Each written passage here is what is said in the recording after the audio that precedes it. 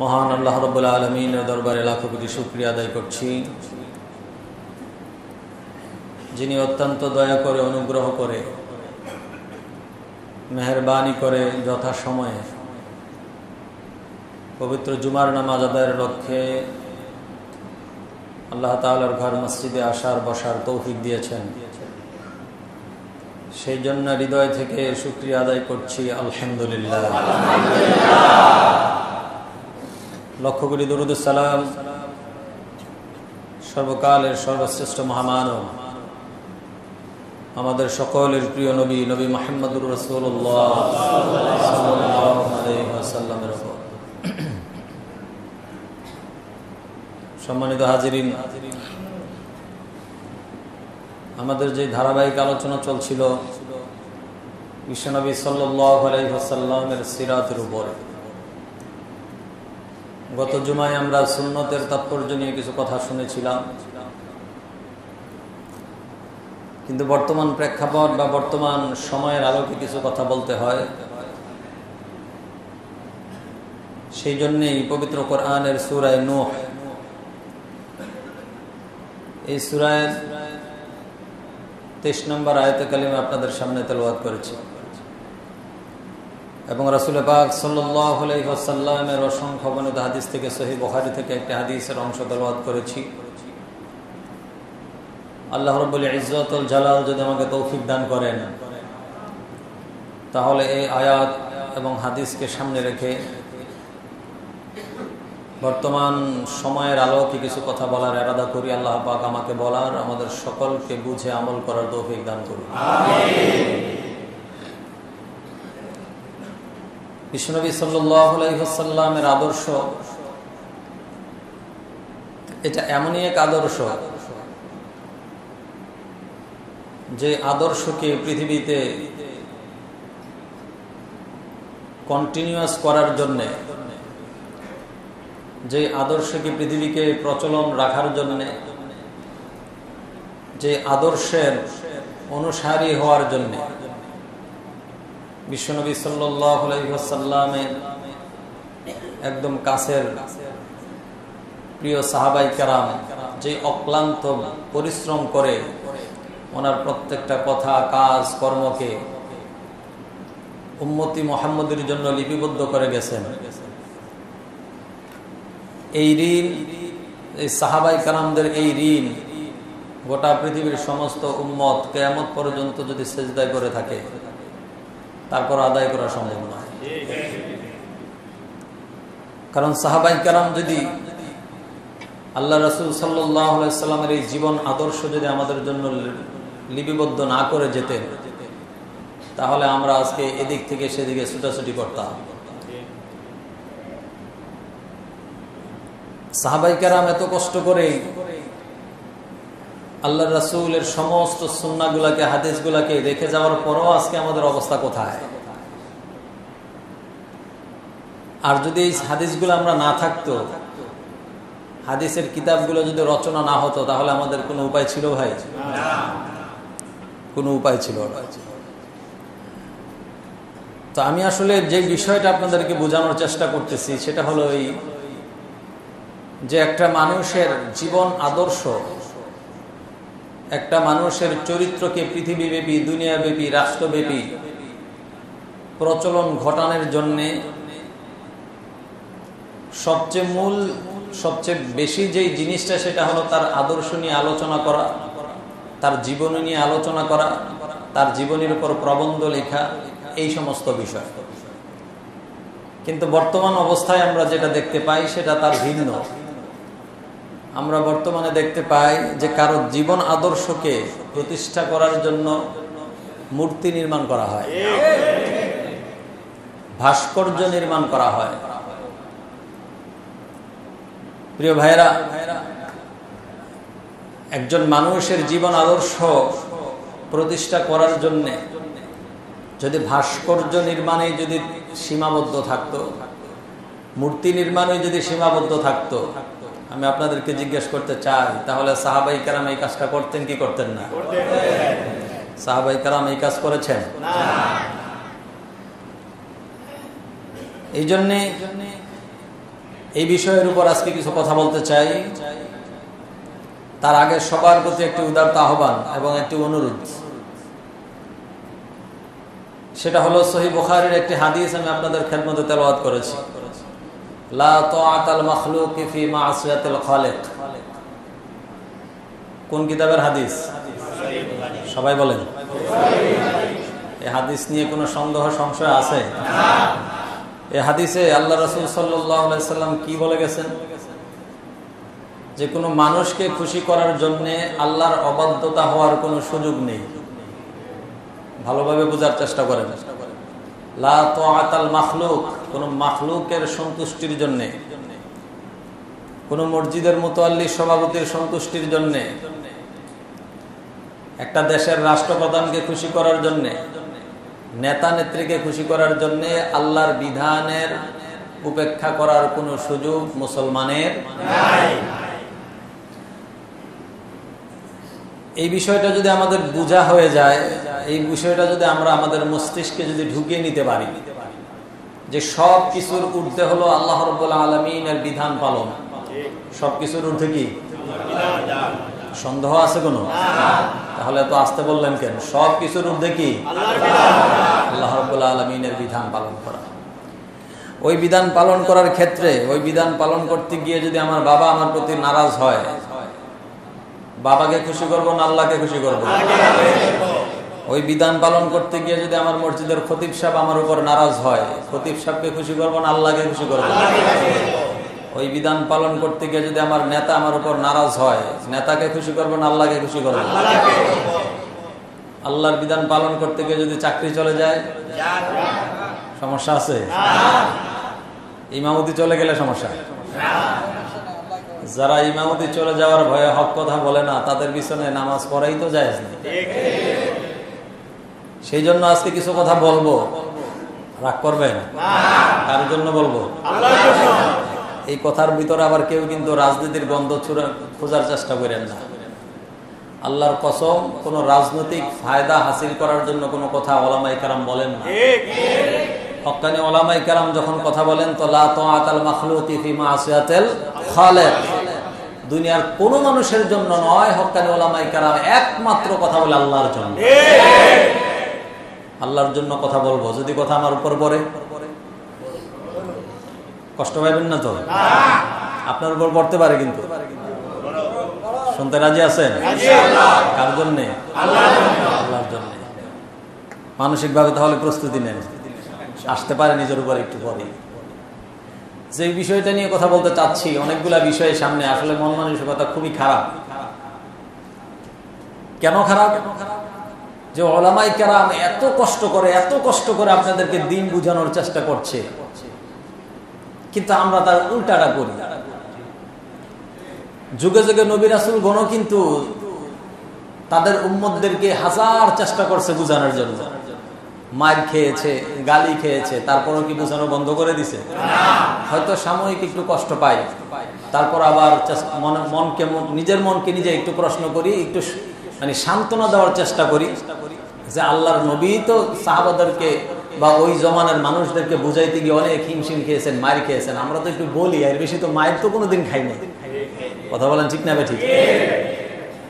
হযরত নূহ আলাইহিস সালাতু ওয়াস সালাম তিনি যখন দ্বীনের দাওয়াত দিতেন, তাফসীরের কিতাবে আসছে যে উনি যখন আল্লাহর দ্বীনের কথাগুলা বলতেন তো তৎকালীন মানুষগুলা কানের ভিতরে এভাবে আঙ্গুল দিয়ে বসে থাকতো। উনি আলোচনা করতেন, তারা কানের ভিতরে বিভিন্ন জিনিস দিয়ে কানের শব্দ শোনার প্রক্রিয়াটা বন্ধ করে দিতেন। এক পর্যায়ে তারা বিরক্ত হয়ে হযরত নূহ আলাইহিস সালাতু ওয়াস সালামকে প্রহার করতে শুরু করতেন, মারতে শুরু করতেন। মারতে মারতে রক্তাক্ত হয়ে উনি জমিনের মধ্যে সেন্সলেস হয়ে অজ্ঞান হয়ে পড়ে যেতেন। তো মানুষেরা মনে করতো যে তিনি হয়তো মারা গেছেন। তো কম্বল দিয়ে পেঁচিয়ে হযরত নূহ আলাইহিস সালাতু ওয়াস সালামকে যেই বাড়ি থেকে আসছে ওই বাড়িতে নিয়ে ফেলাই দিয়ে আসে। নূহ আলাইহিস সালাতু ওয়াস সালামকে তার সম্প্রদায়ের মানুষেরা কম্বল দিয়ে পেঁচিয়ে নিয়ে সেই বাড়িতে রেখে দিয়ে আসতেন। হযরত নূহ আলাইহিস সালাতু ওয়াস সালামের যখন আবার জ্ঞান ফিরত, জ্ঞান ফেরার পর তিনি আবার সেই তাওহীদের দাওয়াত দিতেন। এই ছিল নবীদের আদর্শ, রাসূলদের আদর্শ। আমরা তো কোনোদিন এখনো মাইও খাই নাই, জেলও খাটি নাই। যদি হক কথা বলতে গিয়ে মাইর খাইতে হয়, জেল খাটতে হয়, মুসলমান ইমানের বলে বলিয়ান হয়ে একটা কথা বলেন তো, যদি দ্বীনের কথা বলতে গিয়ে ফাঁসি হয়, যার ভিতর ঈমান আছে সে হাসতে হাসতে ফাঁসির মঞ্চে গিয়ে, কারণ সে মৃত্যুটাকে আলিঙ্গন করে নিবে। দ্বীনের জন্য যদি মরতে পারে, হাসতে হাসতে আল্লাহর জান্নাত। ঠিক না? ঠিক বলে। সেই জন্য আগেই আপনাদেরকে বলছি, কেউ রাজনীতির কোনো গন্ধ খুঁজবেন না, কথাগুলো মনোযোগ দিয়ে বুঝার চেষ্টা করবেন যে আমাদের খতিব সাহেব, আমাদের ইমাম সাহেব যে কথাগুলো বলছে, একটু বিশ্লেষণ করে দেখি আসলে উনি কি বুঝাইতে চাইছেন।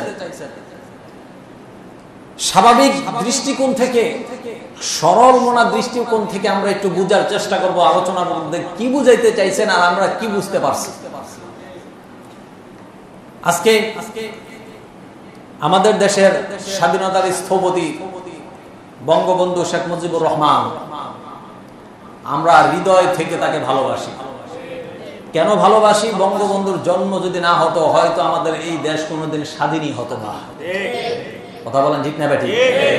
সেই জন্য এই বাংলাদেশের সমস্ত মানুষগুলা বঙ্গবন্ধুর কাছে ঋণী। কথা বল। বঙ্গবন্ধুর এই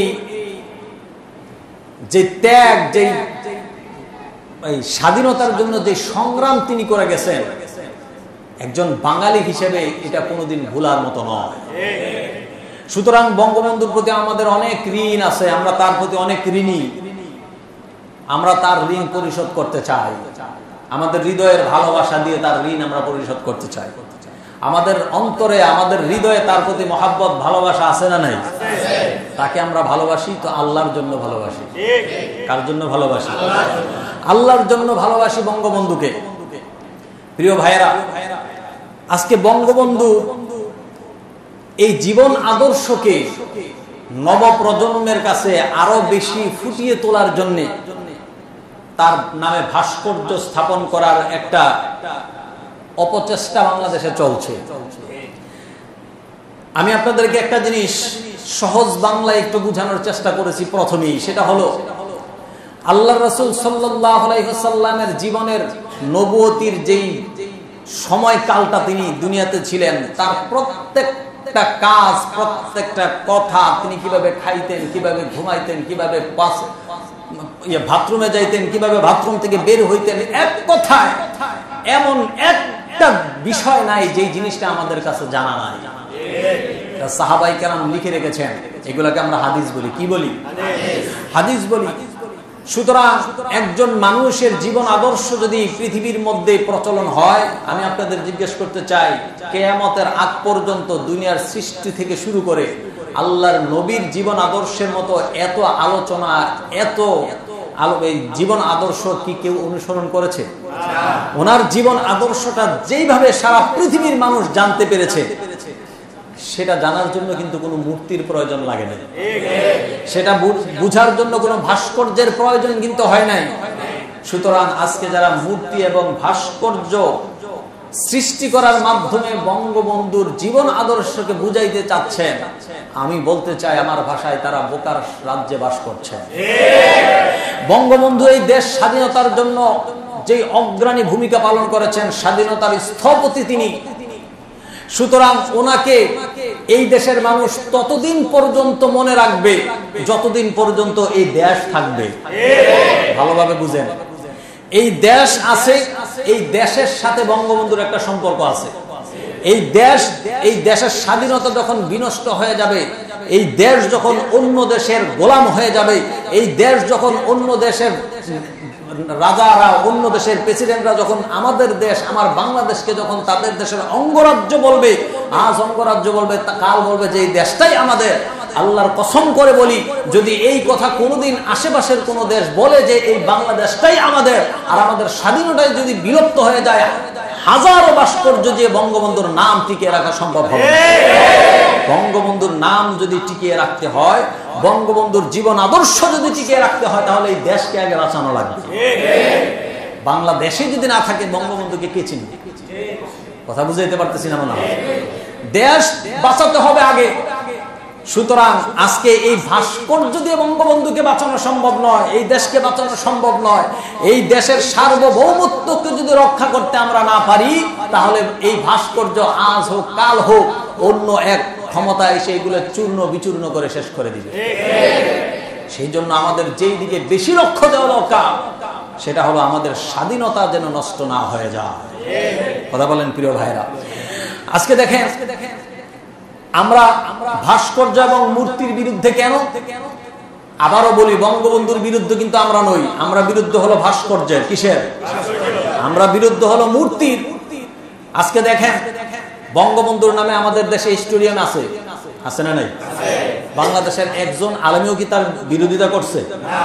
বঙ্গবন্ধুর নামে পিজি হাসপাতাল আগে ছিল, আমরা যেটাকে চিনি, এখন এটা বঙ্গবন্ধু বিশ্ববিদ্যালয় হয়ে গেছে। কথা বলেন ঠিক না বেঠিক?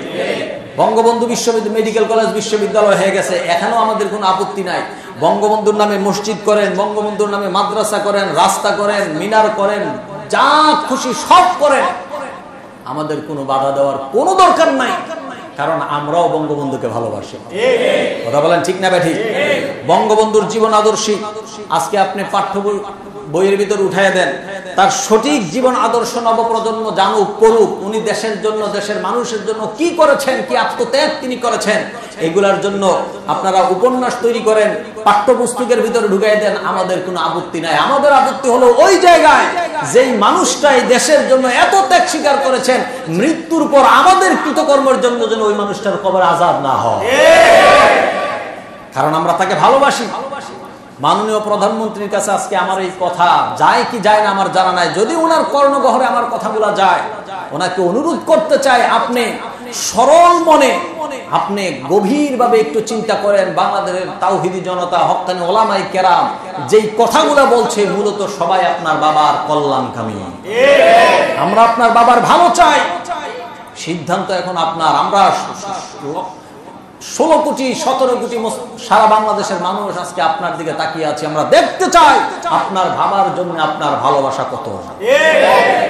আপনার ভালোবাসার প্রকাশ তখনই হবে একজন মৃত মানুষের জন্য একজন জীবিত মানুষের করণীয় কি ভাই? একজন মৃত মানুষের জন্য একজন জীবিত মানুষের করণীয় হলো তার মাগফিরাতের জন্য দোয়া করা। আজকে আপনি বাংলাদেশে এমন আইন করেন যে আমার বাবার জন্য প্রতি মাসে প্রত্যেক মসজিদের মধ্যে আমার বাবার জন্য দোয়া করা হবে, আমরা কোনো আপত্তি করব না, কারণ আমরা তাকে ভালোবাসি, তার জন্য দোয়া করব। ইতিপূর্বে আমরা যতবার ওনার জন্ম দিবস আসছে, ওনার মৃত্যু দিবস আসছে, আমরা মসজিদের ভিতরে ওনার জন্য দোয়া করছি কি করি নাই? এমন একটা দিনও হয় নাই যে একজন আলেম এই কথা বলে নাই যে না ওই ব্যক্তির জন্য কেন আমরা দোয়া করবো, বলছে নাকি কেউ? ক্ষমতা থাকাকালীন অবস্থায় দোয়া হয়েছে, ক্ষমতায় থাকাকালীন যখন ছিল না তখন ওনার জন্য দোয়া হয়েছে, কারণ উনি এই দেশের জন্য অনেক ত্যাগ স্বীকার করেছেন। সুতরাং তার জন্য আমাদের ভালোবাসা আছে না নাই? মূর্তির বিরুদ্ধে অবস্থান নিয়ে আমরা তার বিরুদ্ধে অবস্থান নেই নাই, বরং যারা আজকে মূর্তির পক্ষ নিয়ে কথা বলছে মূলত তারাই বঙ্গবন্ধুর বিরুদ্ধে অবস্থান নিয়েছে। এটা বুঝতে হবে সরকার মহোদয়কে। আর এই বিষয়টা যদি আপনি বুঝতে ব্যর্থ হন, তাহলে সারা বাংলাদেশের সমস্ত মানুষের আবেগ অনুভূতি আপনার দিকে তাকিয়ে আছে, আপনি মানুষের আবেগ অনুভূতি যদি বুঝতে না পারেন, এটা হবে আপনার জন্য অনেক বড় একটা বিপর্যয়ের ব্যাপার। প্রিয় ভাইরা, আমাদের ভিতর আবার এক শ্রেণীর মানুষ আছে, এক শ্রেণীর আলেম আছে, মানুষ তো বলবো না, কিছু আলেম আছে যারা টেলিভিশনে গিয়ে টক শো করে। টেলিভিশনের টক শো থেকে ওরা বলে যে ভাস্কর্য আর মূর্তি দুইটা নাকি এক জিনিস নয়। নাউজুবিল্লাহ বলবেন না? কত বড় জাহেল, কত বড় গন্ড মূর্খ হলে এই কথা বলতে পারে? প্রিয় ভাইরা, মূর্তি বলা হয় ওই জিনিসকে যে কোন জিনিসের আকৃতি ধারণ করে, একটা মানুষের আকৃতি হোক, একটা গরুর আকৃতি হোক, একটা ছাগলের আকৃতি হোক, ঠিক ওইটার আকৃতি ধারণ করে মাটি দিয়ে হোক, যেই কোনো পদার্থ দিয়েই হোক, যদি কোনো আকৃতি ধারণ করা হয় এটাকে মূর্তি বলা হয়। এটাকে কি বলা হয়? মূর্তি বলা হয়। এটা পূজার জন্য তৈরি হওয়াটা শর্ত নয়। আজকে তারা বলছে যে মূর্তি আর ভাস্কর্য এক নয়, মূর্তি হলো ওইটা যেটা হিন্দুরা তাদের দেবতা মনে করে পূজা করে, ওইটাকে মূর্তি বলা হয়। আর যেটা ভাস্কর্য সম্মানের জন্য, মনে রাখার জন্য, স্বাধীনতাকে টিকিয়ে রাখার জন্য যেটাকে তৈরি করা হয়, এটা মূর্তি নয়, এটা ভাস্কর্য। মূর্তিকে ইংরেজিতে বলা হয় স্ট্যাচু। কি বলা হয়? আপনারা সবাই জানেন, শিক্ষিত যুবক যারা আছেন, স্ট্যাচু অফ লিবার্টি নামক বিশাল বড় একটা মূর্তি আছে আমেরিকায়। আপনারা জানেন না? একটা মূর্তি এভাবে হাত উঁচু করে উপরে একটা বাতির মতো নিয়ে দাঁড়িয়ে আছে। পৃথিবীর বড় বড় যত মূর্তি আছে ওই মূর্তির ভিতরে স্ট্যাচু অফ লিবার্টিও আছে। ওই স্ট্যাচু অফ লিবার্টিকে কিন্তু কেউ গিয়া পূজা করে না, খুব ভালোভাবে বুঝেন। আর কেউ পূজা করে? আমেরিকান যারা আছে ওরা কি ওখানে গিয়ে পূজা রাম পূজা করে নাকি? করে না। কিন্তু এটা তারা স্মৃতির জন্য, সম্মানের জন্য তারা তৈরি করে রাখছে। কিন্তু এটাকে লেখা হয়েছে স্ট্যাচু অফ লিবার্টি। তার মানে কি? এটা হলো একটা বিরাট বড় মূর্তি। এটা কি? বিরাট বড় মূর্তি। সুতরাং যেটাকে মানুষের আর এই কি বলে আপনার এই মূর্তি আর ভাস্কর্য হলো ওই জিনিস, যেমন আমাদের দেশে শাপলা চত্বরে একটা শাপলা বানাইছে না, এটা হলো ভাস্কর্য। এটা কি? ভাস্কর্য। শহীদ মিনারে যেই জিনিসটা তৈরি করা আছে ওটা হলো ভাস্কর্য। স্মৃতিসৌধে যেই জিনিসটা তৈরি করা আছে এটা হলো ভাস্কর্য। ওই ভাস্কর্যের ভিতরে পাহাড় কেটে হোক, লোহা কেটে হোক, কোনো কিছুর ভিতরে যদি মানুষের আকৃতি যদি ধারণ করা হয়, কোনো পশুর আকৃতি যদি ধারণ করা হয়, তখন আর ওইটা ভাস্কর্য থাকে না, তখন এটা মূর্তি হয়ে যায়। মূর্তি আর ভাস্কর্যের পার্থক্য বুঝছেন আপনারা? সুতরাং বঙ্গবন্ধুর নামে এখন যেটা তারা তৈরি করতে চাচ্ছে, এটা কি ভাস্কর্য না মূর্তি? অর্থাৎ মূর্তি ভাস্কর্য, ভাস্কর্যই মূর্তি। কিন্তু এক ধরনের তথাকথিত আলেম, ওই জাহেল, সে টকশোতে গিয়ে বলতেছে যে বঙ্গবন্ধুর জন্য সম্মানসূচক যেটা তৈরি করা হয়েছে এটা নাকি মূর্তি না, এটা নাকি ভাস্কর্য। কত বড় জাহেল হলে এরকম কথা বলতে পারে? এই লোকটা শুধু এখানেই শেষ নয়, এই লোকটা বলছে যে আমাদের যে কাবা শরীফ, আমাদের হৃদয়ের স্পন্দন, এই কাবাটাও নাকি মূর্তি। এই লোকটা এই কথা বলার সাথে সাথে সে বেঈমান হয়ে গেছে, কাফের হয়ে গেছে। জাতির সামনে এই লোকটাকে যদি যতক্ষণ তওবা না করে, আর যদি ইসলামী শাসন ব্যবস্থা কায়েম থাকতো, গর্দান থেকে ওর মাথাটাকে আলাদা করে দেওয়া। জাহেল, ওর তওবা করা দরকার। আজকে টকশোর ভিতরে ইসলামিক কোন বিষয় নিয়ে এমন কিছু মানুষকে উপস্থাপন করা হয় যাদের ইসলামিক জ্ঞান, ন্যূনতম জ্ঞানও যাদের নাই। কথা বলেন ঠিক না ঠিক? ইসলাম সম্পর্কে যারা জানবে তাদের কাছ থেকে ফতোয়া নিতে হবে। সুতরাং সারা বাংলাদেশের সমস্ত সব শ্রেণীর উলামায়ে কেরাম এই কথায় সবাই একমত যে মূর্তির সাথে, ভাস্কর্যের সাথে ইসলামের কোনো সম্পর্ক থাকতে পারে না। সুতরাং এত আলেম ওলামাদের ফতোয়া যদি মাননীয় প্রধানমন্ত্রী যদি মেনে নিতে না পারেন, এর চাইতে দুর্ভাগ্য আমাদের জন্য আর কোনোটাই থাকতে পারে না। কথা বলেন ঠিক না ঠিক?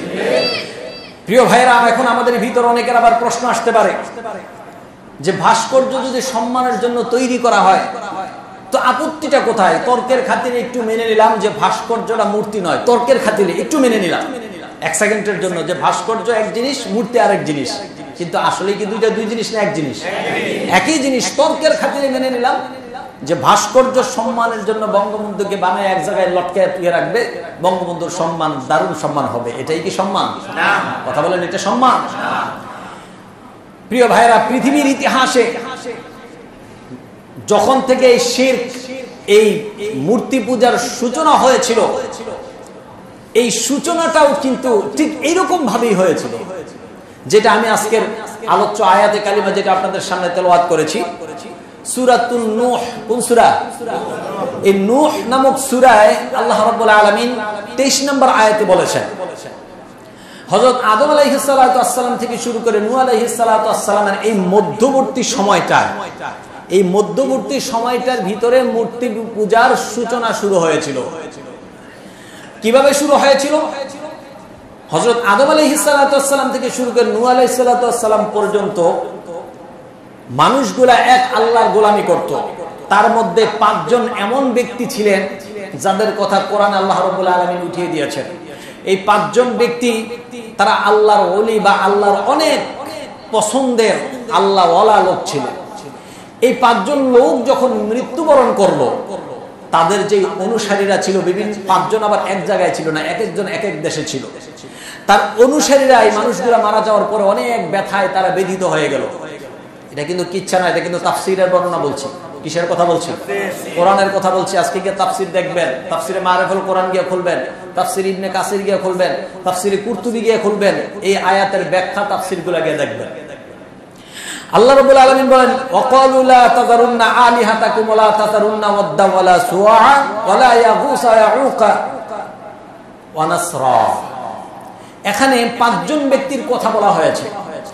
একজন ব্যক্তির নাম ছিল ওয়াদ, একজন ব্যক্তির নাম কি ছিল?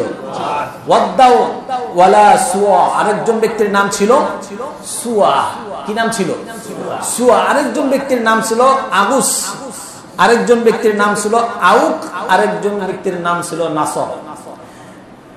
এই 5 জন ব্যক্তি যখন মৃত্যুবরণ করলো, তার অনুসারীরা তাদের জন্য হাই হুতাশ করতে শুরু করে গেল। কারণ এত বেশি মহব্বত করতো আল্লাহওয়ালা মানুষ। আমরাও যদি আমাদের প্রিয়তম কেউ হারিয়ে যায়, মারা যায়, তার জন্য আমরা বিকুল হয়ে যাই না? তার যদি একটা ছবি আমরা সামনে পাই, তো ওই ছবিটা দেখেও আমরা মনের একটু তৃপ্তি নেওয়ার চেষ্টা করি। আমার কলিজার টুকরা সন্তান মারা গেছে, তার ছবিটাকে আমি বাধাই করে রেখে দিই, সন্তানটার দিকে, ছবিটার দিকে তাকাইলেও তো সন্তানের স্মৃতিগুলো একটু মনে হয়। তো তারা যখন এইভাবে সবাই যখন এই 5 জন ব্যক্তির জন্য যখন পাগল হয়ে গেল, তখন শয়তান মানুষ রূপে এসে তাদেরকে ওয়াসওয়াসা দিতে শুরু করে দিল যে তোমরা তাদের জন্য এত পাগল হওয়ার কি আছে? তাদের প্রতিকৃতি তোমরা তৈরি করো, ভাস্কর্য তৈরি করো, মূর্তি তৈরি করো। মূর্তি তৈরি করে তোমরা যেখানে উপাসনা করো, আল্লাহকে ডাকো, সেখানে নিয়ে তাদের এই উপাসনা, তাদের এই মূর্তিগুলা, তাদের এই ছবিগুলা নিয়ে সামনে রেখে দাও। তাদের এই ছবিগুলা দেখে দেখে যখন তোমরা ইবাদত করবা, তোমরা ইবাদতের ভিতরে শান্তি পাবা। এই ওয়াসওয়াসা কে দিয়েছে? শয়তান যখন এই ওয়াসওয়াসা তাদেরকে দিল, তারা চিন্তা করলো বিষয়টা কিন্তু খারাপ নয়। তারা তখন ওই 5 জন ব্যক্তির চেহারার মতো করে তারা মূর্তি অঙ্কন করলেন। অঙ্কন করে তাদের যেই উপাসনালয় ছিল সেখানে রেখে দিয়ে তারা ইবাদত করতেন আর খুব শান্তি নিতেন এদিকে দেখে দেখে। উদ্দেশ্য কিন্তু তাদের মূর্তি পূজা করা ছিল না, উদ্দেশ্য কিন্তু তাদের আল্লাহকে পাওয়াই ছিল। বুঝেন সূচনা কোথায় থেকে শুরু হয়েছিল? খেয়াল করেন। আজকে বঙ্গবন্ধুর মূর্তি, বঙ্গবন্ধুর ভাস্কর্য তৈরি হবে, আজ হোক কাল হোক, একদিন হয়তো আমরা থাকবো না, এমন একদিন চলে আসবে যেই দিন তারা এই বঙ্গবন্ধুর মূর্তির সামনে গিয়ে পূজা করতে শুরু করবে।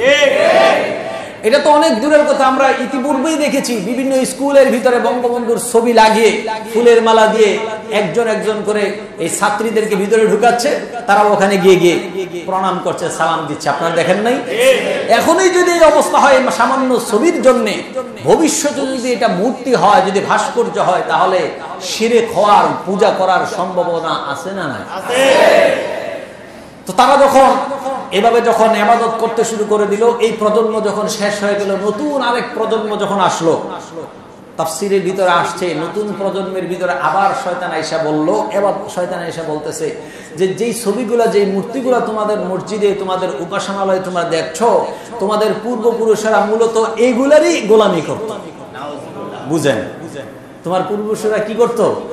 এগুলারই গোলামি করত, এগুলাকেই তারা ইবাদত করত। সুতরাং তোমরা ওই এগুলার মাধ্যম দিয়ে অন্য কোনো কিছুর ইবাদত করার দরকার নাই, সরাসরি যা চাওয়ার তাদের কাছেই চাও। সূচনা শুরু। কিসের সূচনা শুরু? মূর্তিমন্ত্রীকে খুশি করার জন্য একদিন দেখছিলাম এক পাগল শরীরের ভিতরে হাই বঙ্গবন্ধু, হাই বঙ্গবন্ধু বন্ধু করে চাবুক মারতেছে। দেখেন না আপনারা? তো এরা প্রধানমন্ত্রীকে খুশি করার জন্য বা রাজনৈতিক ফায়দা হাসিল করার জন্য এমন কিছু কুকর্ম করবে, এটা মাননীয় প্রধানমন্ত্রী, উনি তো আর বড় আলেম না নাকি? উনি তো মুফতি মুহাদ্দিস নয়। সুতরাং এই সমস্ত ব্যাপারগুলো জানার জন্য অবশ্যই আপনার বাংলাদেশের শ্রেষ্ঠ ওলামায়ে কেরামের শরণাপন্ন হওয়া দরকার। কারণ আমরা আপনাকে ভালোবাসি, আপনার বাবাকে ভালোবাসি, আপনার ভালোবাসার জন্য আপনার বাবাকে ভালোবাসি বলে আমরা আজকে এই মূর্তির বিরুদ্ধে আচরণ করছি। আজকে এই মূর্তি বঙ্গবন্ধুর জন্য নয়। যদি আজকে এটা জিয়ার জন্য করা হতো, যদি আর সাদের জন্য করা হতো, যদি শাইখুল হাদিসের জন্য করা হতো, সর্বশ্রেষ্ঠ মুহাম্মদুর রাসূলুল্লাহ সাল্লাল্লাহু আলাইহি সাল্লাম আমাদের নবীর জন্য যদি করা হতো, আমরা এই অবস্থাটাই যাইতাম। আমরা নবীর মূর্তিও যদি আজকে কেউ পৃথিবীর মধ্যে, বাংলাদেশের মধ্যে যদি মুহাম্মদ সাল্লাল্লাহু আলাইহি সাল্লামের মূর্তিও যদি কেউ স্থাপন করত, তাহলে ঈমানদার হিসেবে আমরা সেটাকেও ভেঙে বুড়িগঙ্গায় ফেলে দিতাম। কিন্তু তারপরও আজকে এক শ্রেণীর মুসলমানের বাচ্চারা আজকে সেই বঙ্গবন্ধুর মূর্তির পক্ষে স্লোগান দেয়। এরা কি ইন্ডিয়া থেকে আসছে? এরা আপনার আমার, আমাদের মতো মুসলমানেরই সন্তান। কথা কোন ঠিক না ঠিক? ওরা আজকে মূর্তির পক্ষে অবস্থান নিয়ে আজকে বাংলাদেশের শ্রেষ্ঠ আলেমদের মূর্তি বানিয়ে ওই ছবির ভিতরে পাঞ্জাবি সহকারে, দাড়ি সহকারে, টুপি সহকারে শাহবাগের মুড়ে আগুন জ্বালিয়ে নবীর সুন্নতের উপর তারা আঘাত করছে। কথা কোন ঠিক না ঠিক? এগুলোও মুসলমান, কিন্তু এরা নামের মুসলমান। কথা বলেন ঠিক না ঠিক? এগুলো নামের মুসলমান, এগুলো কাজের মুসলমান নয়। যেই মুসলমান ইসলামের ধর্মের ভিতরে থেকে হিন্দুয়ানি জীবন ব্যবস্থা গ্রহণ করতে পারে তাদের কাছ থেকে এর চাইতে ভালো জাতি আশা করতে পারে না। আজকে আমরা মুসলমান বলে নিজেদেরকে দাবি করি, আসলে মুসলমানিত্ব আমরা হারিয়ে ফেলেছি। কথা কোন ঠিক না বেঠিক? সাহাবাই কেরাম আল্লাহর রাসূলের জন্য, দ্বীনের জন্য তারা জীবন উৎসর্গ করে দিয়েছে। তারা পৃথিবীর কোন অপশক্তির কাছে মাথা অবনত করে না।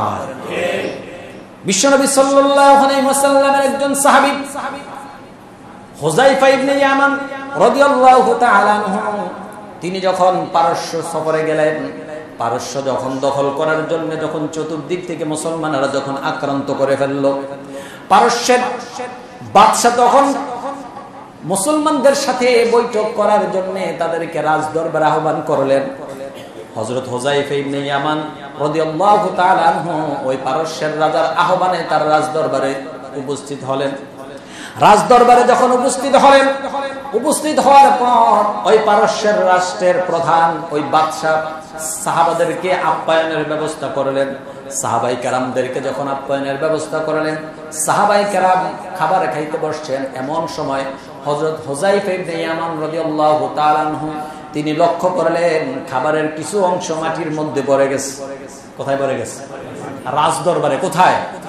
রাজদরবারে। আমাদের দেশের রাজদরবার নয়, কিন্তু তৎকালীন বিশ্বের সবচাইতে শক্তিশালী এবং আধুনিক রাজদরবার ছিল পারস্য রাজদরবার।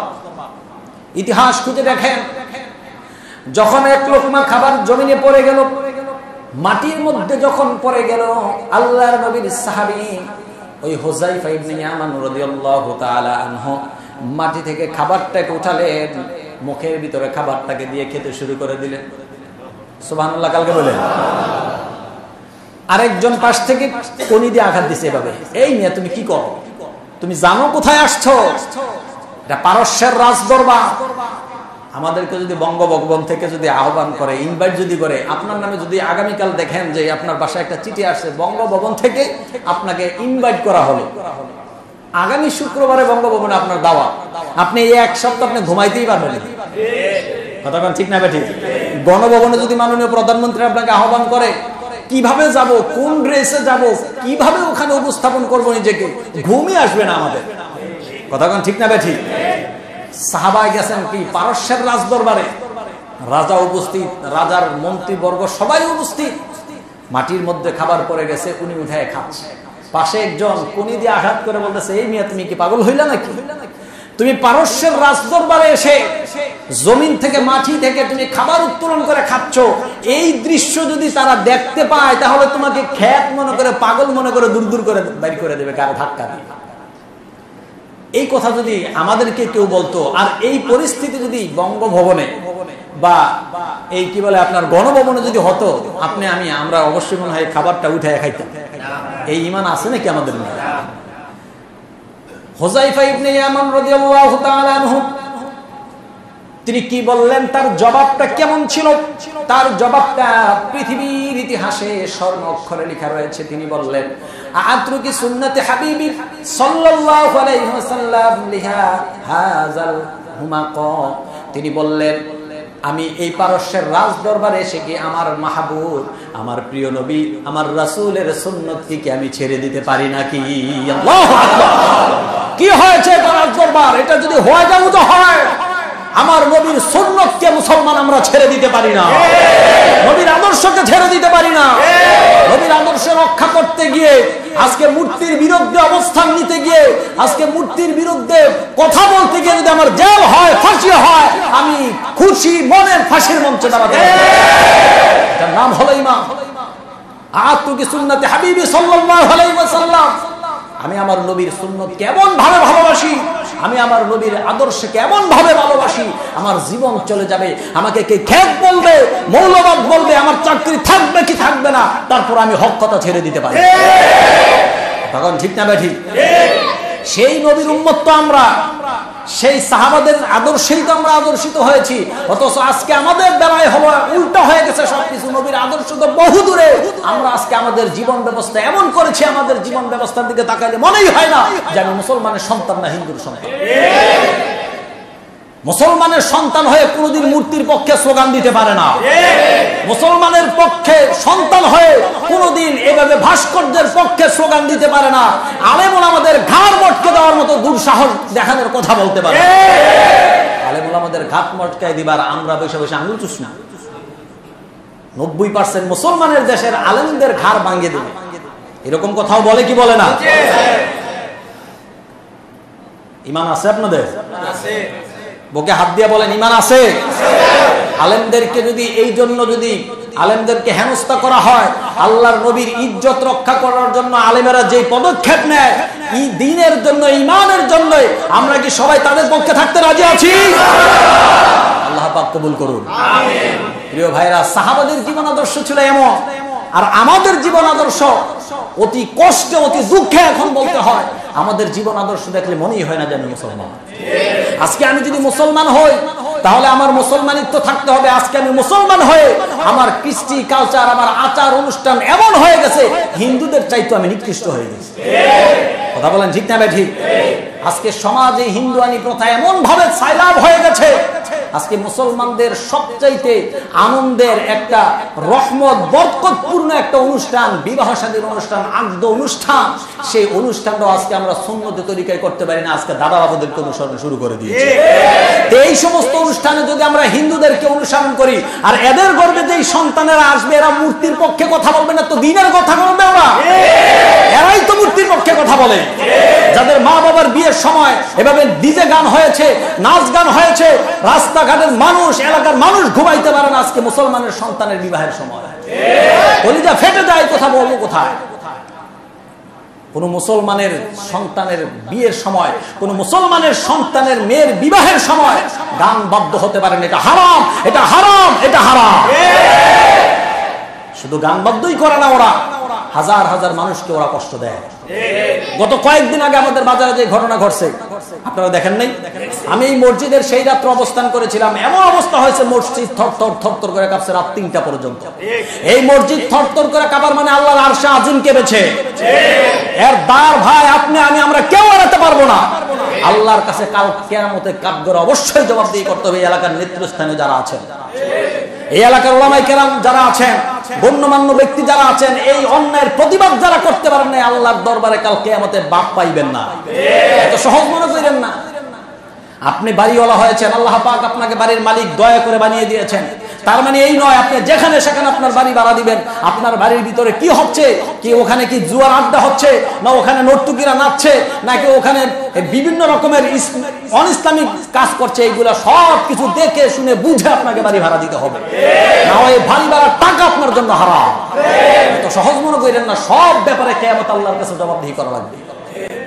আপনি বাড়ির মালিক হবেন, যাখানে খুশি সেখানে বাড়ি ভাড়া দিয়ে দিবেন, আর যা খুশি তা বাড়ির ভিতরে করবেন। আপনার বাড়ির ভিতরে কেউ বাড়ি ভাড়া নিয়ে আপনার বাড়ির ভিতরে পতিতা করুক, আপনি দিবেন? কথা বলেন না কেন? দিবেন?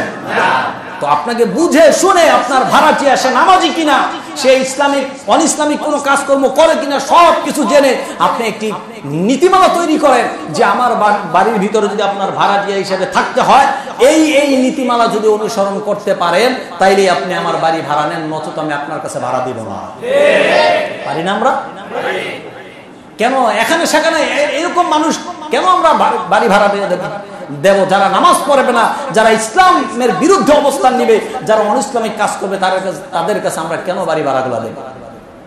সেই জন্য সমস্ত বাড়ি ভাড়া বাড়িওয়ালা যারা আছেন, এই বাড়ির মালিক আল্লাহ তাআলা দয়া করে আপনাকে বানিয়েছেন, সুতরাং তার সঠিক ব্যবহার করতে শিখুন, নচেত কাল কিয়ামতে আল্লাহর কাছে জবাবদিহি করা লাগবে। যে যুবকের বিয়ে হলো, প্রাথমিকভাবে মাগরিবের সময় আমি এখানে বলেছিলাম যে এটা যেন না হয়। পরে যখন এলাকার গণ্যমান্য ব্যক্তিদের কাছ থেকে কোনো সারা শব্দ যখন পেলাম না, চিন্তা করলাম দেখি যুবকটাকে ডেকে এনে তাকে বুঝিয়ে নিয়ে কিছু করা যায়। তাকে যখন খবর পাঠালাম যুবক আসছে, দেখে মনটা ভরে গেল যে আমার ডাকে যেহেতু সে সাড়া দিয়েছে, আসছে বসছে। বললাম যে ভাই, ইসলাম তো এটাকে সমর্থন করে না, আমি কিছু বলার আগে তুমি বলো তুমি কি করতে চাও। সে আমাকে বলল, হুজুর আপনাকে কথা দিলাম এই মসজিদে বসে, ওই যে ওই কর্নারে বসে, আমার সাথে আরো কিছু মুসল্লি ছিল, মসজিদে আল্লাহর ঘর মসজিদে বসে সে আমার সাথে ওয়াদা করেছে, হুজুর ওয়াদা করে গেলাম আমাদের গানের কোনো আওয়াজ বাহিরে আপনারা শুনতে পাবেন না।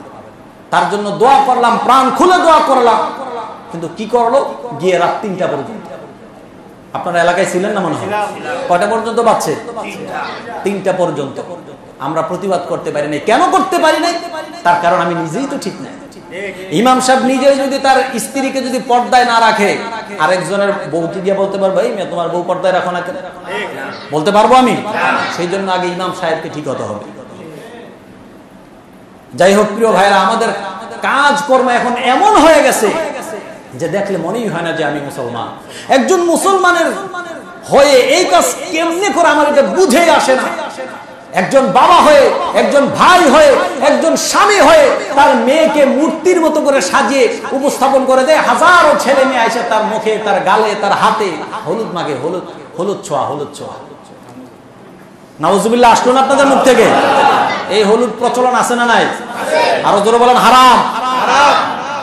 আমি যুবকদেরকে একটু বলতে চাই, ও যুবক যারা এখনো বিবাহ করে নাই, তুমি একটু চোখ বন্ধ করে চিন্তা করো তো।